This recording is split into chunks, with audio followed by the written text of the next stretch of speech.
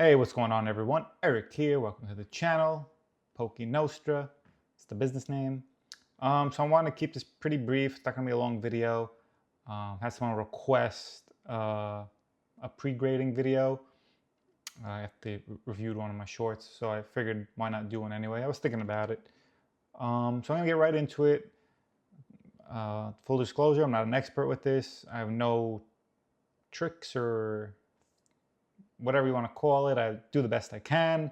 I don't get a 100% gem rate. I don't think I even get a 90% gem rate, but I think I do. I'm up there. I've definitely gotten better, and all my returns are posted, and you can see like my first few returns were okay, but I got better every time. So it's definitely a learning experience. And as of now, I kind of just do everything with my eye. I can just tell almost immediately if it's worth it or not. But to get straight into it, some things that you may want to use, you don't have to do any of these things. Obviously, if it's an expensive card, a rare card, valuable card, whatever the case may be, these are like jewelry gloves they use. You get like a big pack on Amazon, cheap. You could use something like that. You could use like latex gloves, the ones that like you see in a medical office. Have a microfiber towel. You definitely always want one of these. I highly recommend. That's just to like wipe off dust, lint, any type of debris. It's good to have like a surface, a black surface, something. I mean, this has symbols on the back, but I also have this. I bought on Amazon, and I just cut it up into a few pieces. This was recommended from Kurt's Card Care. I don't know if anyone knows what that is, but pretty much he just makes cleaning products for cards. And he uses this as like a background to put a card on. I like to use it. But anything with a solid background is good because you can see maybe, imperfections. You don't want like a busy background, so to speak, because then it might be hard to see certain things.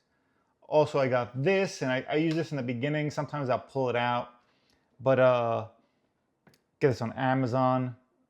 The brand for this one is called Legends. There's a few different companies. You can just like type in Pokemon grading tool or card grading tool on Amazon. Then this, I'll show you how to use this really quick, but again, I don't really use it much these days. And then it also will come with like a table. You want to be in the red for the most part. Now, PSA used to be 60-40, and now it's like 55-45 in terms of the centering. I'll explain that a little bit as well. That's really all you need. And obviously you want supplies, right? Let me see what I have here. You want your penny sleeves. And you want top loaders. Card savers. Okay? These are bigger ones. This is for grading. Don't put them in these hard top loaders, all right? This is for raw cards. So ignore what I said. This is what you want. Card savers. I like to use gold, the gold company. Boom. Put it in a penny sleeve, put it in this, make a pile, you ship it out, whether you do it your own or you go to GameStop, PSA, CGC, it's up to you. Obviously, GameStop only does PSA as of now, and that's that. So, all right, let's get into this really quick. I don't want to make a 30-minute video. What we have here, so first of all, I don't have any raw cards right now that, for me, I'm going to be sending in, because I just mailed out a batch of 40 cards like 2 days ago. I mean, I could have made this video then and just showed some of the cards I was mailing out that met my criteria, but I didn't do that because I don't think sometimes. But let's start with raw cards that I did not send out. So for this one, first of all, this was a CGC 9, so I did send it out at one point, came back to CGC 9. I don't like to keep, I vend, so I don't like to bring 10s with me for the most part. There is exceptions to the rule. A lot of things I'm going to say, there are exceptions to the rule, so, but use it as a guideline. This one was a 9, I cracked it out, and the reason it got a 9 is because, and again, some things may be hard to see, but the left border, and this is the reason why I think it got a 9, because there really was no other issues, but the left border is a lot thinner than all the other borders on the card. So, I mean, you could just take a little peek at that. And I will even show you with the tool, because the back is very nice. And sorry for the lighting. That's just dust, this little white dot down there, so don't worry about that. But the card itself is clean, no white corners, no scratches. I mean, sometimes there might be like a little smudge or scratch. Yes, that could affect the card. Well, actually, this one might have one, now that I'm looking at it. Yeah, so actually, sorry about that. This one does. Can't see with the penny sleeve. So, yeah, between this, that's on the card. It's that little scratch and smudge right there. So between that and the left border being thin, that is the two main reasons that I can see why I got a 9. And yeah, I agree with that. It should not be a 10. It definitely deserves to be a 9 at the minimum. So yeah, too bad because it's an awesome card, but I cracked it. I'm gonna sell it raw. It still is near mint, okay? Near mint can even be a 7, I believe. I don't know. I don't think 6 is near mint anymore, but I believe 7 or higher technically is still a near mint card. So yeah, that's that. That's the reason why this got a 9. And I'm gonna show you. Actually, let me show you with the tool. So normally when you use this tool, you want to keep it with the penny sleeve on, just in case, because you're sending it in to get graded, and obviously you're trying to get a 10, right? So the tool is not really going to scratch it or damage it, but if you have like an expensive, valuable card, you want to protect it, right? But for this purpose of this video, I'm gonna just do like that, and I'll put it on this. So all you're gonna do is you get a solid background, lay your card flat, and don't worry about my face. Let's just look down here. Don't worry, I'm gonna fix this. Boom. All right. All right. Get this in the middle here. So you have your card on your solid background. You're gonna get your tool, and you want to line it up in this. You see the thick black line is pretty much what you're gonna be using as your border. And you just want to line it up like that. So I don't know if it's hard to see, but all right, there you go. And sorry, my hands are really freaking dry, but you just got to play around with it to try to get it close as possible. I mean, it's not like perfect. All right, so we're on this black dot. You always want it to be in the middle. Let me just move the camera there so you see it. Black dot, you always want it to be in the middle. And then you really want the borders to be 2 on the top. You can use top or bottom, match it with either left or right, but you want it to be like on a 2. That's pretty much perfect. And then you go to this, this right here, this tool. Let me zoom out. And you see a 2 is 50-50, okay? Again, I said 45-55 for PSA was what they're at right now, but I'm still sending cards in at 60-40 because it still looks good to me. I mean, if there's no other issues with the card, I'm still sending it. Yeah, if the card's pretty clean and like the border is a little bit off, you can still send it in, all right? That's what I do. You don't want to be like super strict because then you might be missing out on potential 10s. So if you're on the, what I'm saying is if you're on the fence, oh, this might not get a 10, you know, like half and half, it might probably not get a 9, who knows? Maybe you send that card in. I'm not saying all the cards have to be like that. Say you have a handful like that, just send it in, try it out, because you never know. A few of them could come back as a 10, and that's good. So make sure the black dot's centered. For those who are new to this, you want the border, the 2, that's what you're really looking for, 2 all around, because that's like a perfectly centered card. Now, if it's a little off, if it's 2-3, you can see the 3 is right next to the 2. If I say the top is a 2, the top is a 3, and the left is a 2 or a 3, vice versa, it's still good for me, okay? And again, you can use your eye for this eventually This is just like a guide. Now for the back, so that's how the tool works, if it makes sense. I mean, there's better tutorials than me just telling you like that. There's people who are like zoomed in and focused on the tool itself. But let's just look at the card real quick at the sleeve.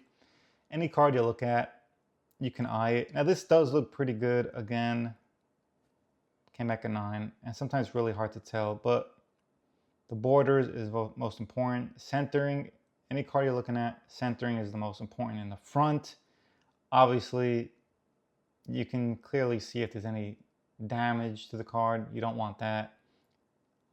Scratches, indents, creases, you don't want that.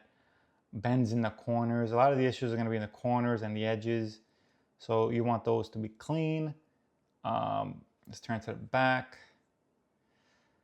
On the back, especially with modern cards, vintage obviously is going to be tough, right? They're old cards, but modern cards, a lot of these cards have whitening in the corners. That you got to be careful for. There are exceptions to the rule once again. If there is like a tiny white dot in one corner and everything else is perfect, centering is perfect, I'm gonna still send that in. Because if you never looked at a graded card before, there are plenty of 10s, PSA and CGC, and other companies, I'm sure, but I mainly deal with PSA and CGC. They will still give 10s to cards with whitening on them, whether it's on the corner or an edge, whatever. Even sometimes it'll be like a random speck in the middle of the Pokeball here or somewhere around the words. I still get a 10. Okay? So, you know, again, not gonna be super, super, super picky. If you think it might have a chance, send it in. You know, if you can afford to, do it. So that's that. And again, I don't use the tool anymore, but that's that. So let's look at a few other cards. Not gonna go into like full detail as I did on the Mew, but I'll just tell you the reasons why I'm not sending it in. So this one, let me zoom out a little bit. Sorry. Okay, so this one overall looks pretty good, right? But when I took a closer look at it, there's like a small little crease or dent in the corner, very small, like it flaps forward kinda. And then it's kind of hard to see like the bottom here. You can see a little bit of like white. So I just didn't feel comfortable sending it in. And then on the back, I'm pretty sure this card had something on it, but okay, yeah, I was right. So as you can, I'm sure you can see this. So all the corners are pretty good, and the centering on the back is good. Centering on the back, not too much of an issue. I think PSA it's like 75-25, and with that, and you can easily tell if the back is jacked up, like this whole part of the card will be all the way shifted over to one side or the other, whatever, and you can just tell it looks. If it doesn't look appealing, you're probably not gonna get a 10. Let's just keep it like that. But yeah, so you have this, you see this mark in the lighting's helping me show this. You got like something right here. And then there's like some specks on the edge here where my fingers point to. So that right there, I'm not sending this card in. I'm not gonna waste my time. And that's that. I mean, other than that, card's fine. It's near mint still, but sorry, Whimsicott, too bad. And we're just gonna do a GX card here, full art rainbow, whatever you want to call it. And these PSA is kind of tough on these, but we will look at why I didn't send this one. So this one right off the bat, the top is way thicker than every other part of the card. So again, sometimes I don't mind that, but in this case, this is way too much thicker for me. If it was a little less thickness on the top, you know, if it was more like even and one side just had a little bit more, then okay, maybe I would consider it, but this is just too much for me, in my humble opinion. And the back is pretty nice, honestly, but yeah, you might have some, yeah, you got like a little whitening or stuff, scuff marks, whatever you want to call it, up here by the edge there. And other than that, the card's fine. The center on the back is very good. And I wiped down all these cards already, so Anything you do see on it is on the card itself. And that was the reason why I am not sending that card. And we're just going to look at some of these slabs back here, just for reference. Okay, enough of this thing. So this one I graded myself, came back a 10. Beautiful Charizard from Celebrations. And again, this card I did not use a tool for. I used my eye, and I took this as a trade as a vendor, just like months ago. And yeah, I just knew like, yeah, this card's getting sent in. It's a beautiful card. Its centering is perfect, beautiful. Turn to the back. There's no whitening on the back of this card. If you see any like white dots, that's just lint that's in between the plastic that I put over the slab. Sometimes I'm in a basement, and like sometimes there's like a laundry room next to me and my boiler. So sometimes like lint and dust just flying around. You know, it's annoying, but sometimes it gets caught inside the plastic. That's all it is. So yeah, beautifully centered. Sorry about the light.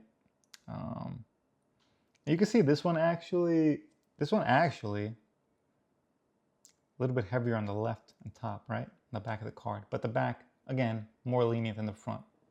PSA is more lenient on it. As is, I would say CGC, most companies, the back, more lenient than the front. And that's that.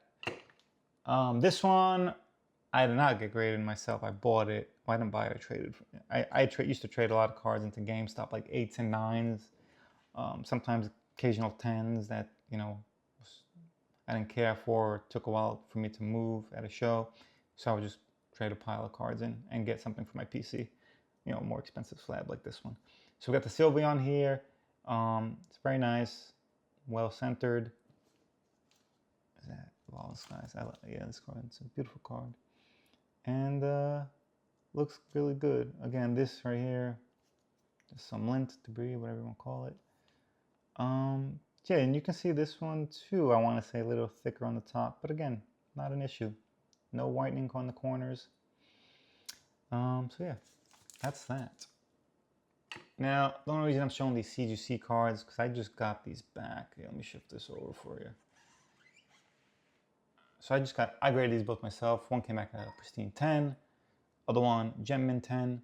Let me show you the pristine 10 here. Very beautiful tri-birds, hidden fates. This looks really nice and pristine. You can see well centered, very clean. Borders are good, edges are good.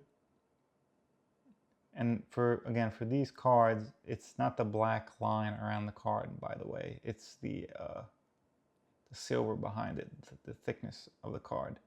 Okay, not the black line. All right, so the black line can be off. That has nothing to do with it.